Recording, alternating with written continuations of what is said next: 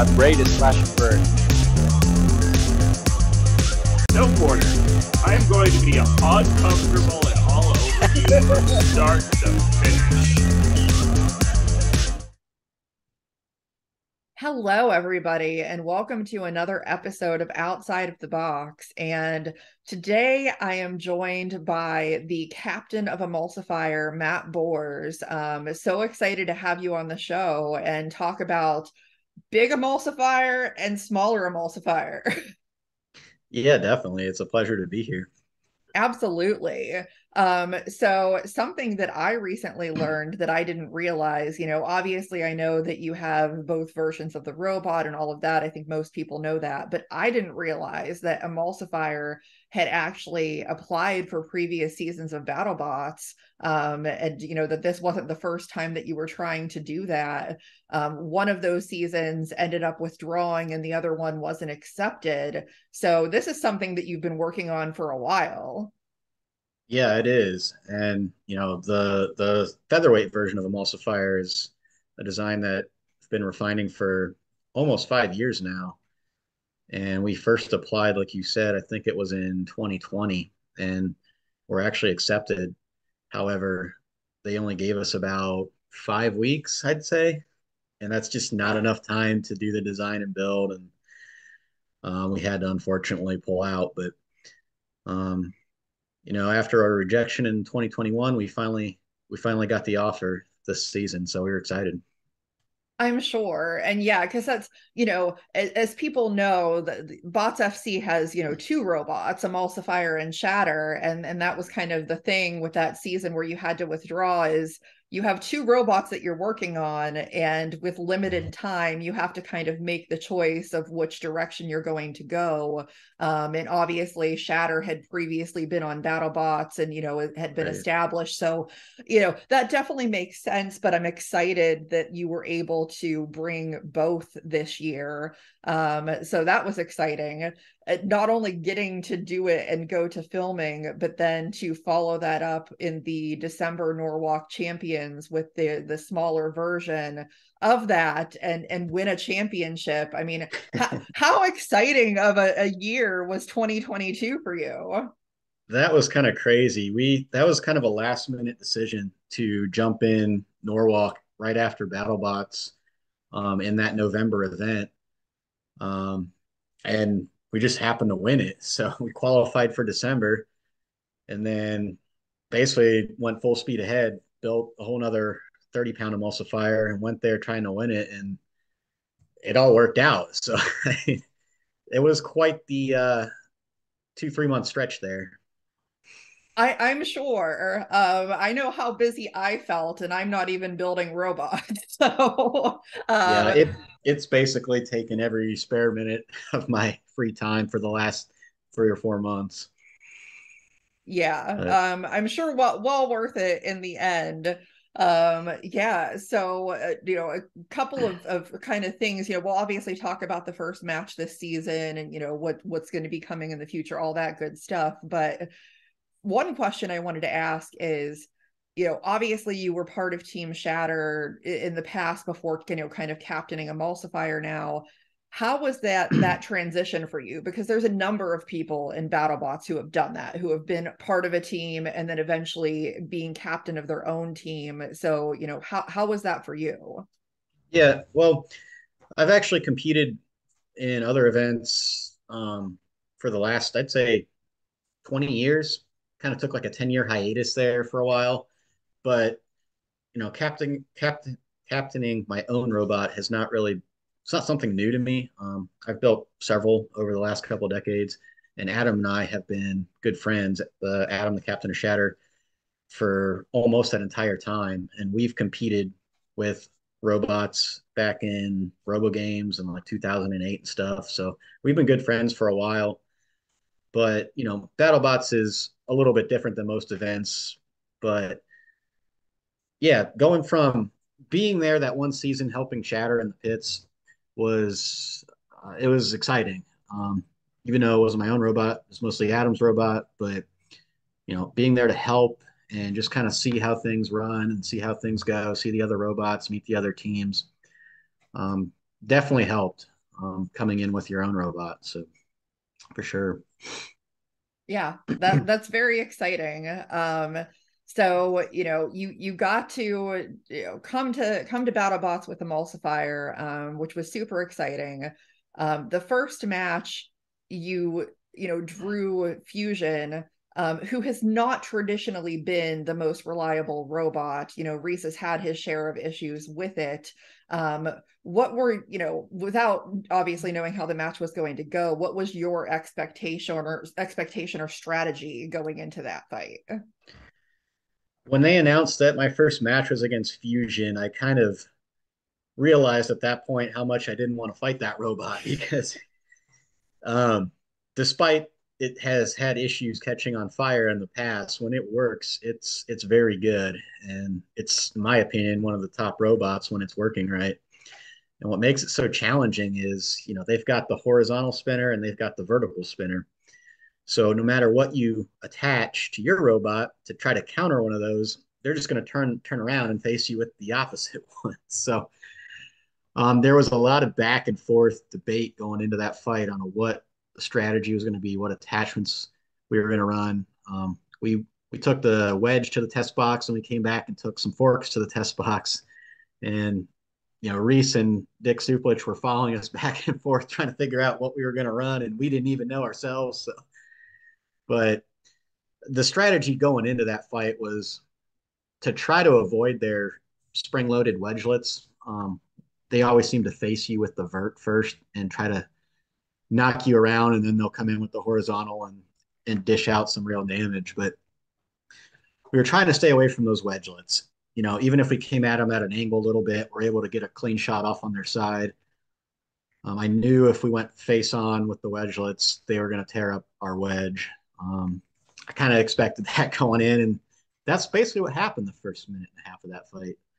They tore up that wedge pretty good. We did some backflips, and we took a beating there that first minute and a half. But we held up, we kept going, and I think the tides turned about halfway through that fight.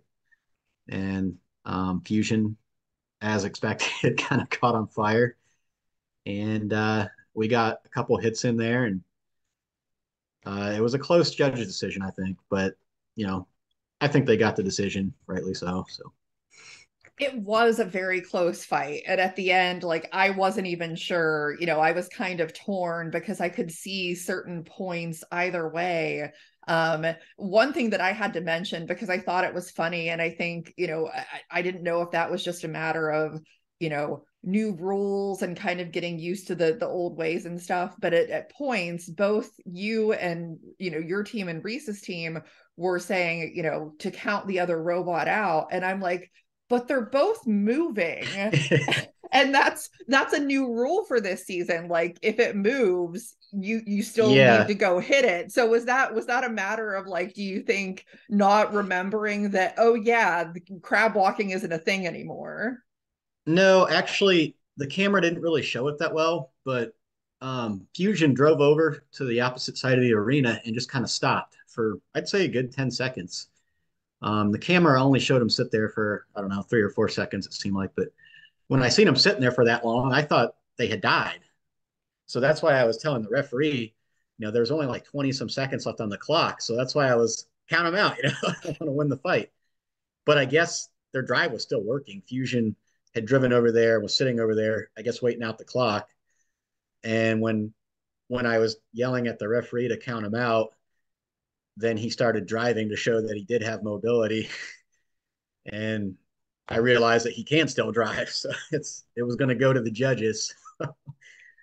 Yeah, But and that yeah, kind of brings in the other rule too of, like, not only is it, you should, if you're moving, that you don't get counted out, but also the non-engagement rule, that you right. can't just sit there and not engage with the other robot. So those And are a that's the couple other of half things. of it. Yeah, you would think running away might have counted against him on aggression, but I think he still probably did enough in the first half of that fight to get the win. But yeah, it could have went either way. Honestly, some people say it should have gone the other way, but it's just a tough fight. I think the judges probably got it right.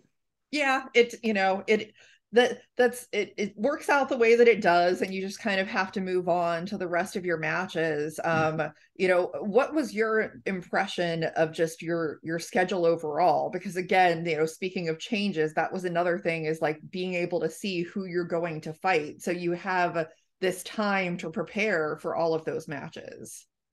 Yeah, I mean, I think everybody liked that in general because you have time to prepare for your opponent. So I don't know if your opponent also has time to prepare for you. I don't know, who's really at the advantage there, but certain robots, it probably helps more than others to have that extra preparation time. For example, I had a fight. My next fight is against Malice. Then I have Banshee and Quantum. And Quantum was one I really didn't want to fight going in, because we just didn't have top armor that could stop him. So having that extra time to try to prepare for that match, I think, was helpful for us more so than it was for him. But we'll have to see how that fight goes. But yeah, I mean, I enjoyed seeing who were fighting in advance, and I think most of the competitors did as well. Yeah, I was also going to ask, do you think, like, because when you come in, obviously as a rookie robot, not all of the teams, no one's fought you at that level. They may not know as much about your robot. Do you think that's an advantage or disadvantage? And also, to kind of add on to that, the fact that you have so many competitors within BattleBots that you've also fought at Norwalk, do you think that that kind of plays into that, because some of them know you, like they've fought against you Hmm. at that level as well, so they have a little bit more insight? Yeah, a few of the competitors I do have history with on the smaller scale, and there's plenty of video footage of the 30 pounder out there. So I think everyone we were fighting probably was watching those fights. I know Fusion was, and Quantum was, and likewise, we were watching videos of their previous fights with other robots from their heavyweights. But um, coming in as an underdog, I feel like is kind of an advantage because no one really knows what your robot can do yet at that scale. And I think overall, it was a good first fight. We proved the robot's very durable and can take a beating and keep coming. So yeah. Yeah, you have a scary weapon. Like, and I think that's a good thing to have for any robot coming in, because you know people may have to take an approach where they're trying to avoid the weapon because one hit can put you out. And I Right. think that that's a huge advantage to having a weapon like that. Absolutely.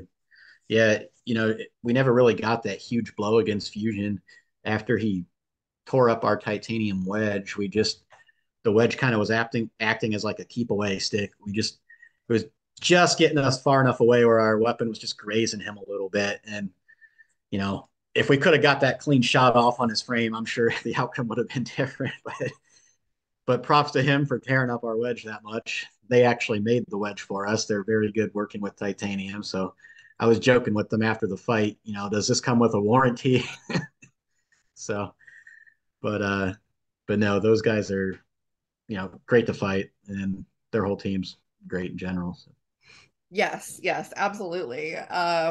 So I'm curious with now we're in the process of watching kind of the World Championship 7 things, but very recently, well, on my show and then subsequently now on the BattleBots website, it is announced that season 8 will be coming, and very soon, potentially, in the summer, which is a pretty quick turnaround time.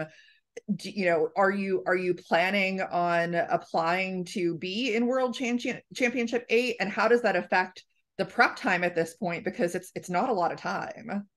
No, it's not. If, season 8 happens in summer as it was slated on their website, then that doesn't give a whole lot of time. And there's still things, every event you want to change things about your design afterwards. So there's some design changes that need to be made and basically rebuilding it from the ground up again. So that's really not a lot of time. I would prefer at least having a year between events. I'm sure as would most teams, but you know, it's kind of at whatever pace they dictate. Yeah, darn that F1 for Yeah, doing their events and screwing things up. Um, yeah, yeah.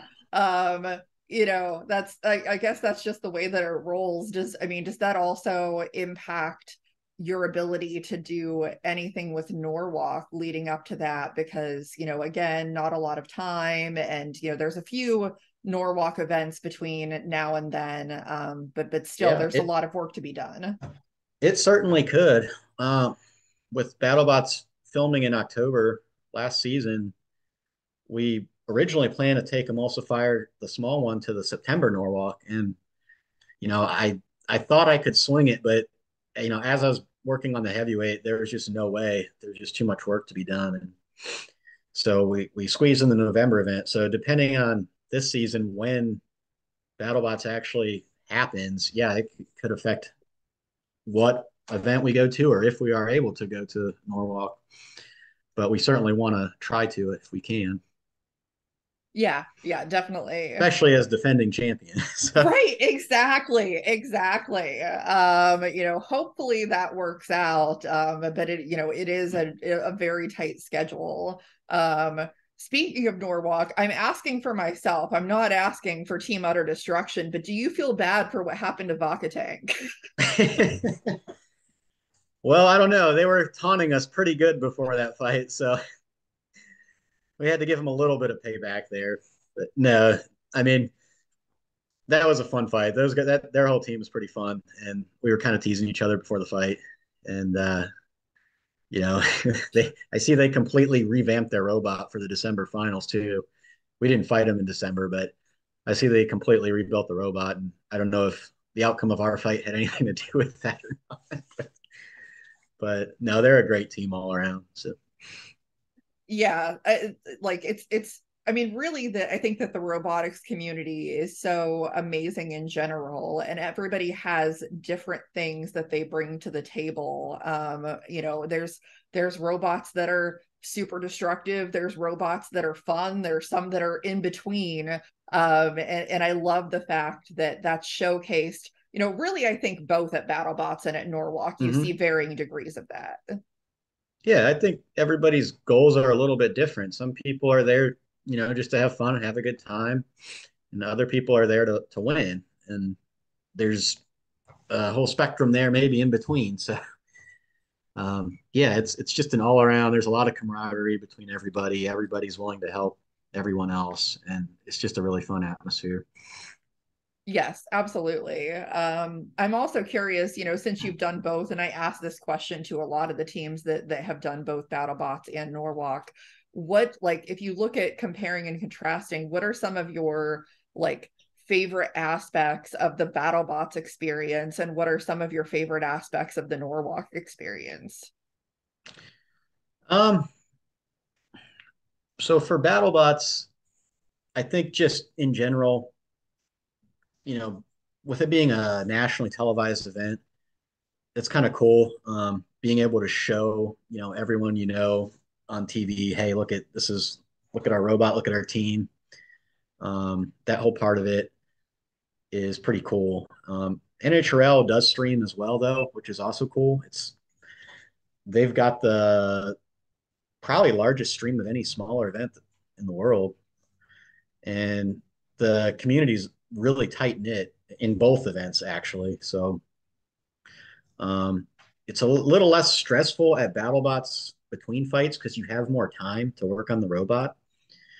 You usually have on average, I'd say about a day between fights, but that can change. But Norwalk, you're only guaranteed 20 minutes between fights because there are so many fights that they have to get through in a day. And that can make things a little stressful. So, It's um, nuts, you know, because like yeah. watching it, because you can kind of see like the whole process in real time, which I think is a little Mhm. bit different, you know, because BattleBots is it's all produced and edited and everything else like that. So it's a little bit different in that way. Whereas, you know, watching a Norwalk stream, everything is happening right then. And, you know, Right. showing the shots from the pits and all of that stuff. Um, I just think it's so interesting to see, you know, and I'm excited because this is the first year for me that I'm going to get to see both live. Oh, Never been to Norwalk before, so I'm excited to, see what that looks like in person. yeah, I'm sure you'll enjoy it. It's, there's a lot more running around and frantically trying to fix things at Norwalk. So, but it's just a fun experience overall. Yeah. And I mean, there's like so much there. They have the Bot Museum, which I think is really cool. Because for anybody that's never seen a heavyweight up close, I really recommend you seeing a heavyweight up close. It's not Oh, absolutely. at all what you think it's going to be. No, it's quite a bit. There's quite a bit of difference between the size between the heavyweight and the featherweight. Between in Emulsifier's case, it's pretty much a 2-to-1 scaled up version. And you don't think, 2-to-1, it's not that much bigger, but when it's 2 times bigger in every direction, it's quite a bit different. So it's a lot bigger machine. Yeah, exactly. But even with the size differential, I still think that it's neat to see, like, at the smaller bot level, how destructive and, like, like the hits are still Hmm. spectacular, like it's just as Yeah. exciting as it is at the larger level. It's just different.